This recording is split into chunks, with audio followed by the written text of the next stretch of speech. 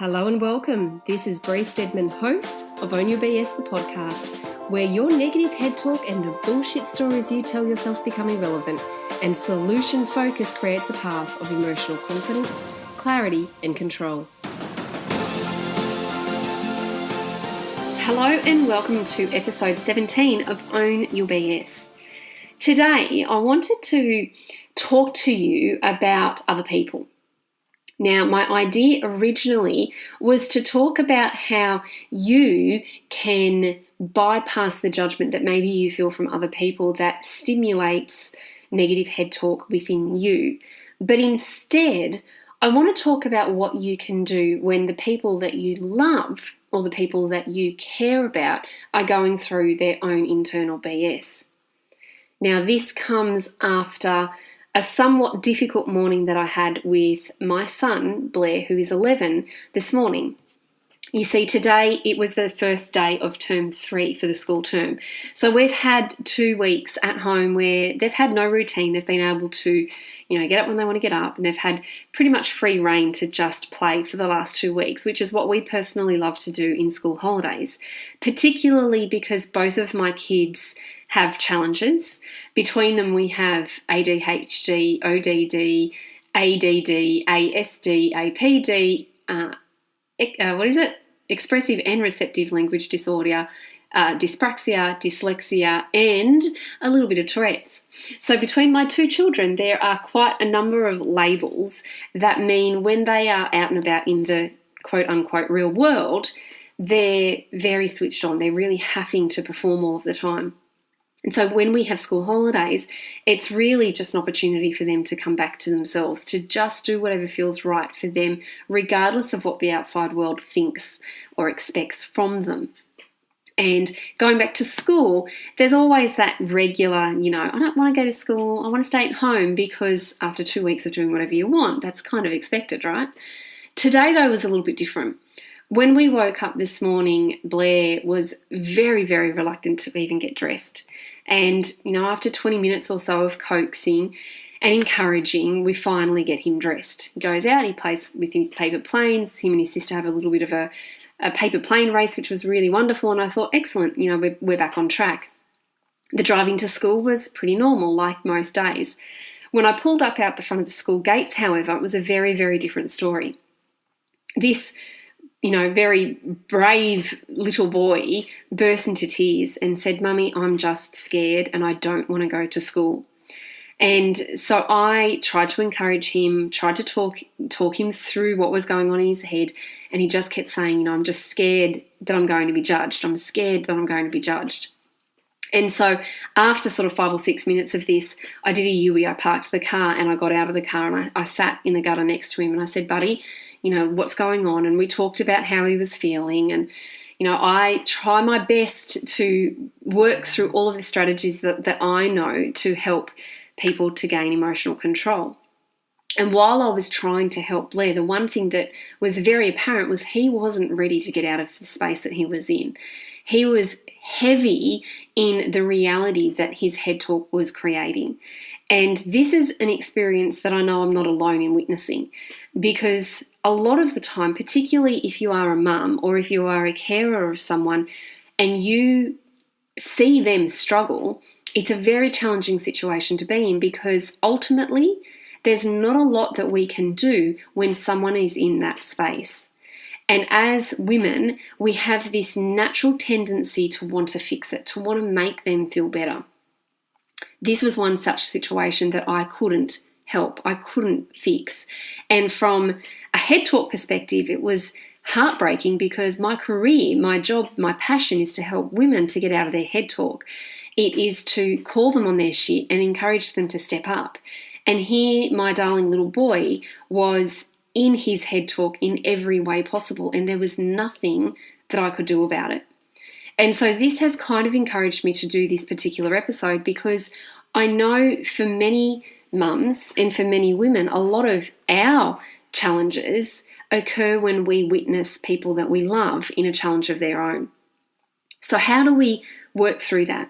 What do we do to firstly maintain our level of personal strength so that we can support them without like losing our shit, whether it's emotionally in tears or, as a reaction kind of thing. How do we keep ourselves centered so that we can support them? And how do we help them to get out of that shitty space so that they can see that there is a light at the end of the tunnel and they can then make choices to get out of that space? So firstly, let's address us. And I'm going to use this as an example in regards to what I did for me. So after speaking with Blair in the gutter for a number of minutes, and it was probably close to sort of 25 minutes by the time I sought help.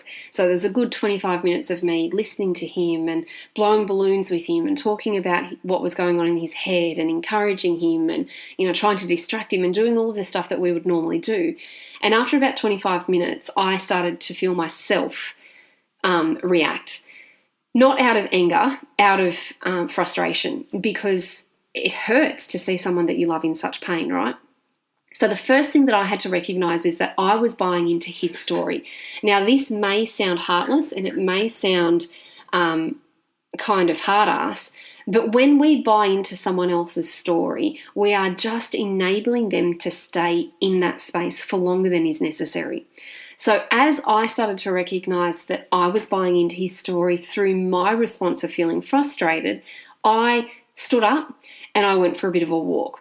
It was only 5 or 6 meters down the track. So it was literally just get up, walk away from him, calm my breathing, change the perspective, because as soon as I stood up and started to walk away, I could see that there was actually, a world out there that I had lost focus on because I was tunneling in on him. So I went for a bit of a walk. I took some deep breaths and I came back and I reset. And I used that, couple of moments space to just recollect my thoughts, to clear the frustration and to come back to what could I do about his situation right then and there. And so once I'd calmed, I came down to his level again and I said, Blair, there is nothing that mummy can do for you right now unless you give me something to work with. So what I'm going to do is I'm going to call your daddy. You can talk to daddy on the phone, and then I'm going over to the office and I'm going to see if I can get a teacher to come and help us, because sitting in the car out the front of the school is not going to help. So I went across the road, and by the time I got to the office, the mummy tears had started. And so, of course, by the time the teacher came out, I was in tears. And our teacher, bless his cotton socks, the assistant principal, came to our aid. And as Ben and I were walking back across the road, he said, you take some deep breath. It's okay. This is somewhat normal. Lots of kids go through this. And because he had a teacher's perspective, because he has a different set of skills, he was able to navigate the situation differently. And so he sat down with Blair. We worked out a little plan of action for Blair, and eventually we got him out of the car. So that was the most significant learning that came out of that particular situation for me, was to recognize that we as one person cannot fix everything.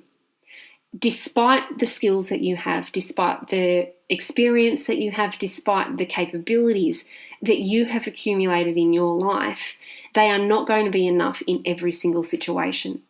And sometimes the very best thing that we can do is to stand up and look outward.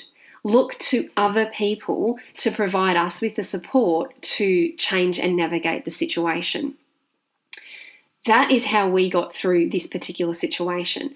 And so if you find yourself in a situation where you are taking on the burden of someone else's challenges, the first thing that I want to remind you of is that you are not responsible for someone else's story, even when they are your children.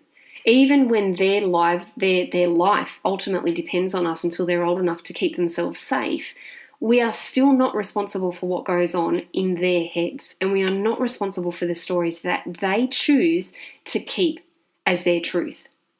And I know that's a hard-ass thing to say, and I know that it's not going to be received well by a lot of people, but it is the truth. What we are responsible is the way that we handle the situation. And so when you find yourself buying into someone else's story, whether it's your child's, whether it's your partner's, your loved one's, or a client's story, I'm going to really encourage you to step back and recognize that you are not helping them when you go into that space. When you start to respond to their situation with emotions within you, then you are not helping them. And in the instant that you recognize that you are doing that, you must come back to you. You must calm yourself. You must bring yourself back to center.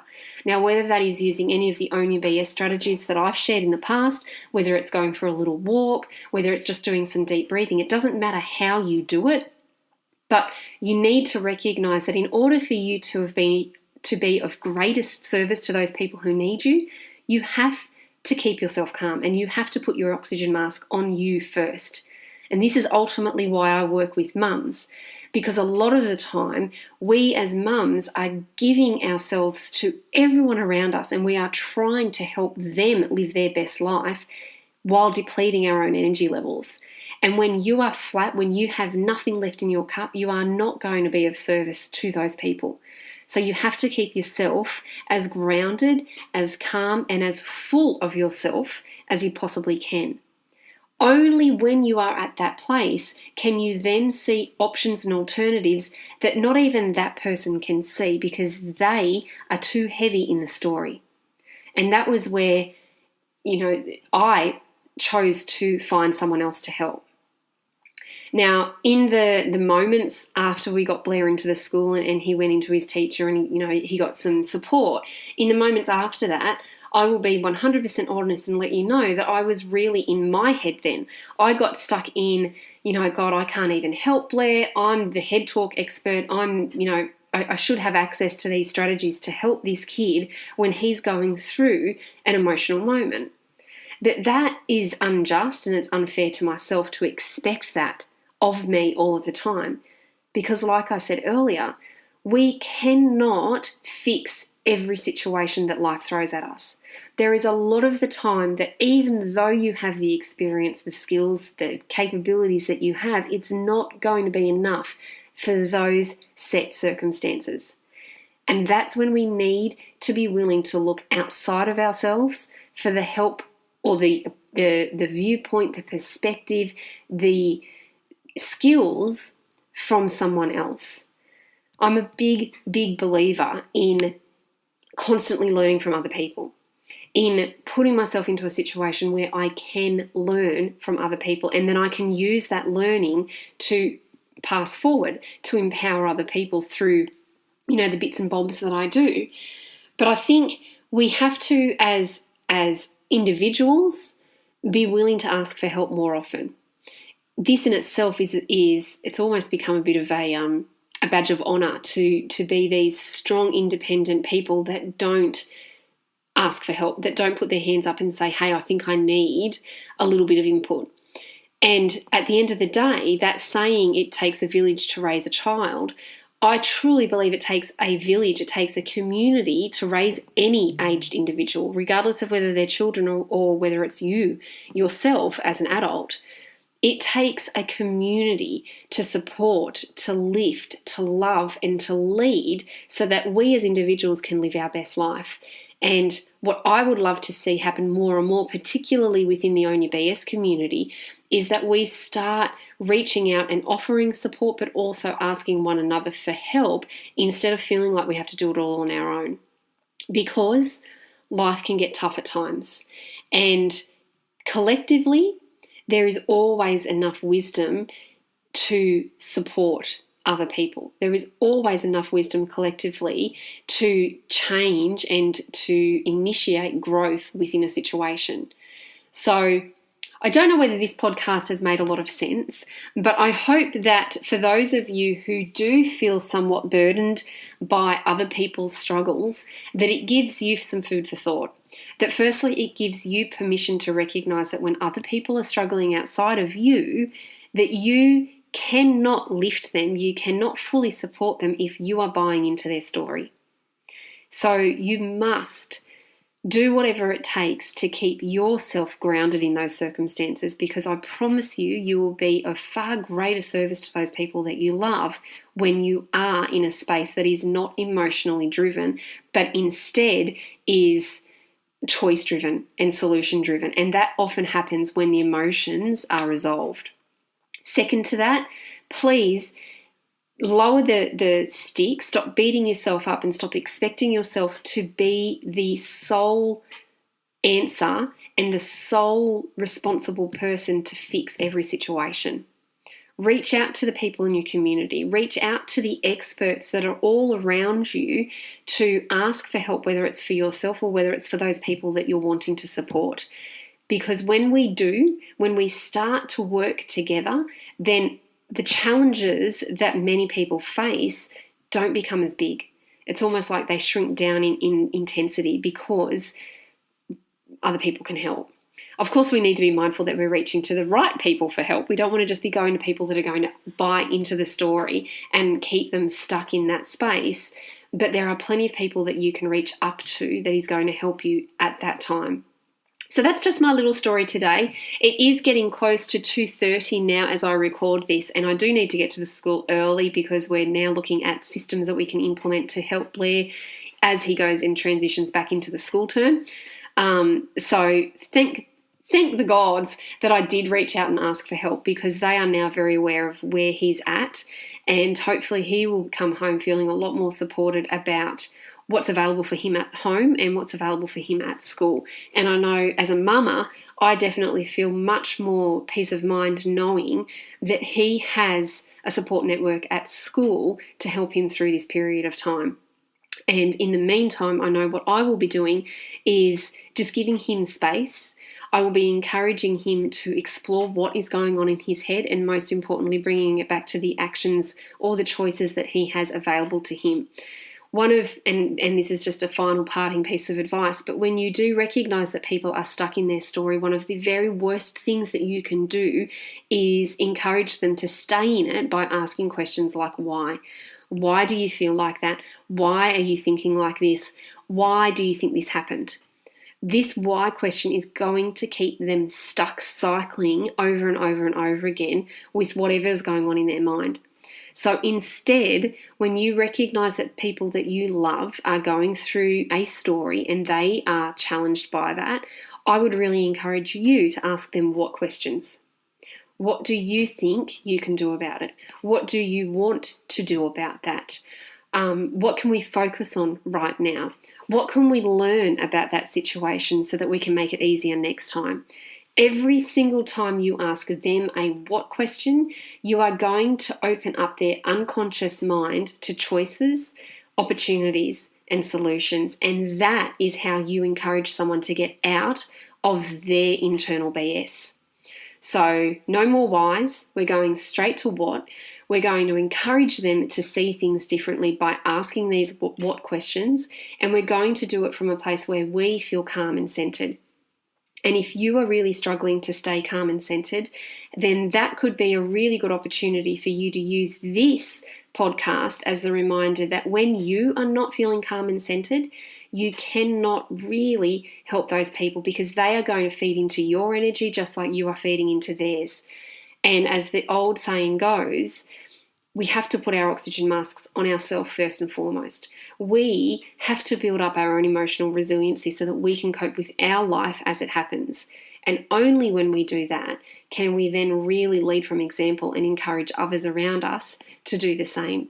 So if you would like to maybe do some work with me, maybe learn a little bit more about how Own Your BS can help you to be that emotionally confident role model for the people in your life, then reach out, send me an email, or jump on my website, ownyourbs.com, and have a look at what services and products I have available to help you to do that. Because from one mama to another, I know how hard it is when you are not feeling emotionally strong. And I know the difference that it makes when you do feel like you have that confidence within yourself to pull that back. I'm not saying you'll do it all the time perfectly, not saying that every situation will be easy, but you will find it much easier to move through those challenging moments so that you can be there to serve and support those people that you love. Until next week, have a fantastic week. Please feel free to reach out if you'd like to chat or if you'd like me to cover anything in the Own Your BS podcast. And in the meantime, if you've enjoyed this, please share it, rate and review it, and I look forward to connecting with you all again next week.